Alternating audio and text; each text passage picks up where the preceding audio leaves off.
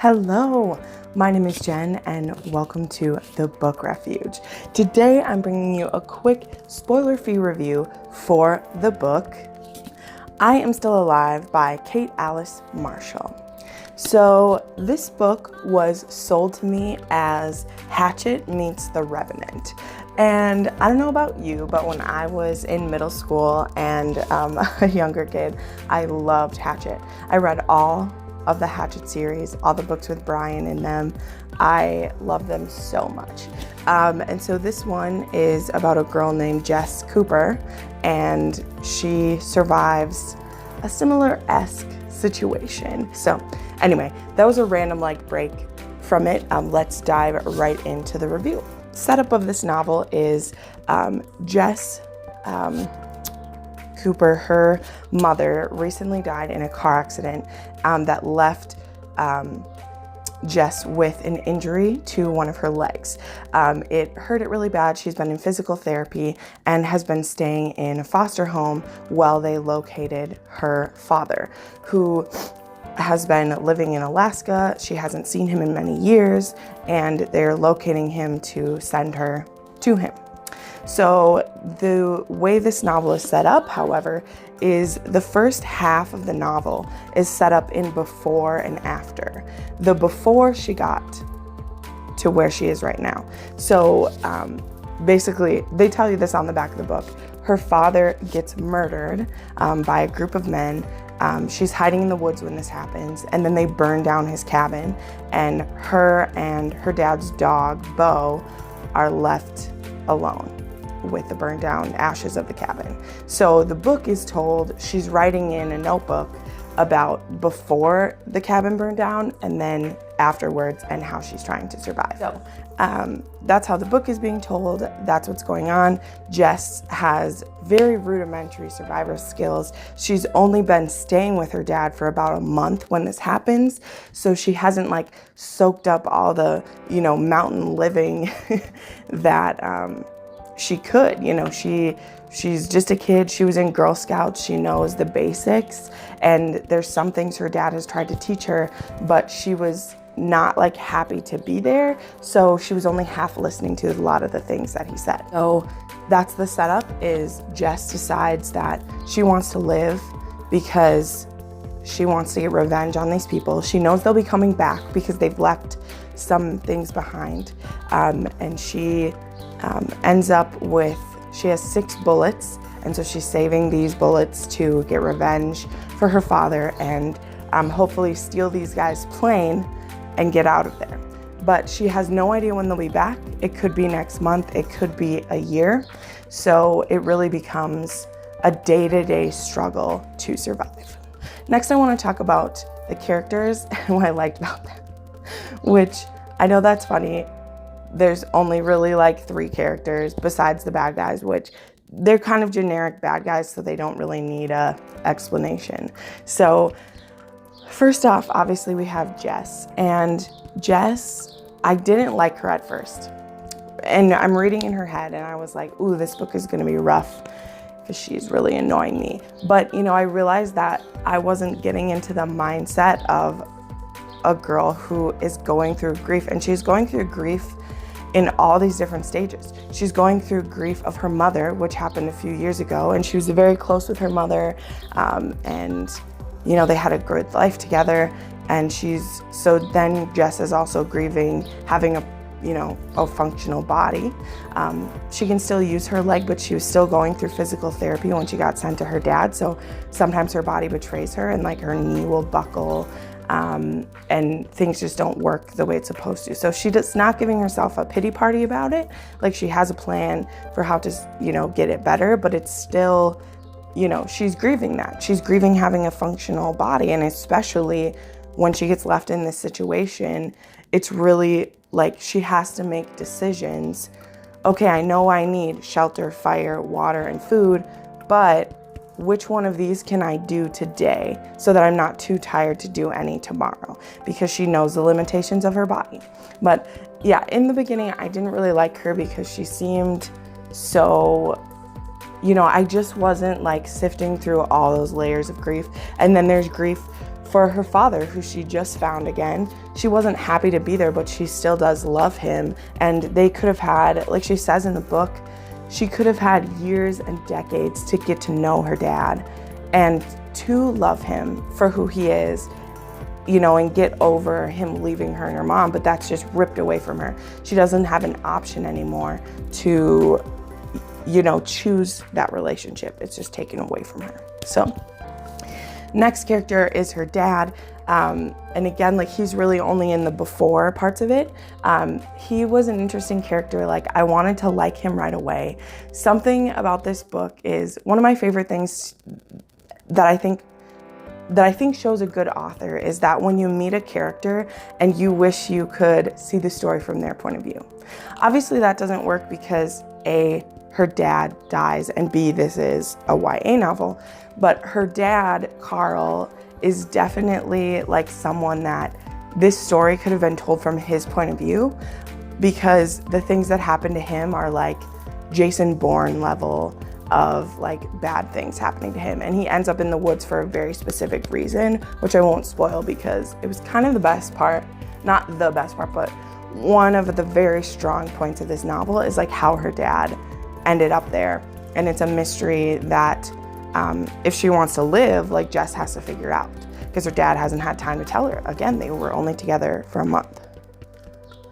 So her dad, like, this would have been a whole different story, and it would have been a cool story still to be from his point of view, minus him actually getting murdered. Like, if it was his story, he probably wouldn't have got murdered. But now the third character that I think is important, and I'll only talk about this briefly, and he is a very major character in the book, and that is Jess's dog, Bo, obviously formerly her dad's dog. And I don't remember what breed it is, I apologize, but he's some kind of mutt dog who got given to her dad by one of his friends to like chase bear away. So he's not a dog that would like fight off the bear for you, but he is this really big dog that has a really loud bark that can scare away bear. It scares away other wolves.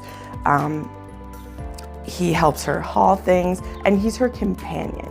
You know, like, it's so important in these situations not to lose morale. And some days, the only thing that keeps Jess going is that she doesn't want Bo to die. She knows she needs to feed him. She knows she needs to keep the fire going so that he stays warm. Like, he's such a driving factor for how she survived so long, that he is an important part of the story. And I am a pet lover. I'm a big dog lover. We've had dogs my entire life. Living in an apartment in the city, I can't have a big dog, but my family's always had dogs, and so the relationship with that animal is like so important to the story, and I really enjoyed that aspect.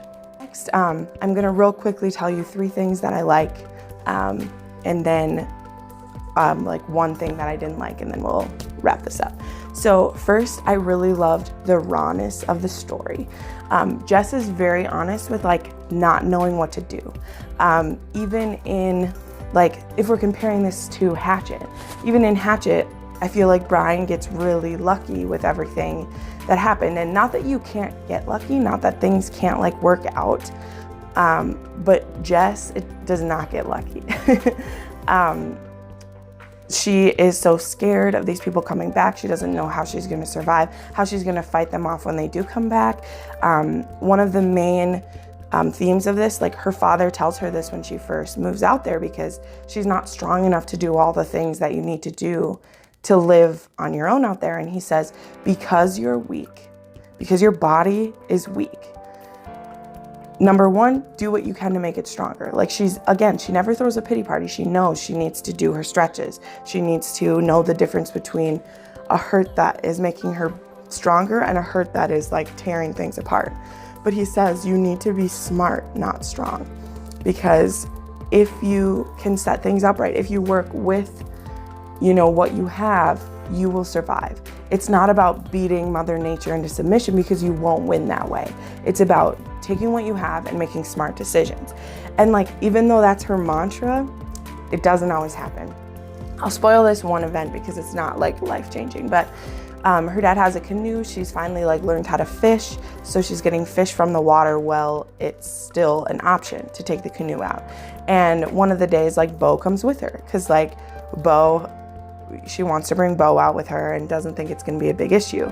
Well, she gets a fish and she leans over to pull it in, and then Bo goes to look at what she's doing, and all their weight goes to one side of the canoe and they flip it over, and it's freezing cold, and they both almost die from this.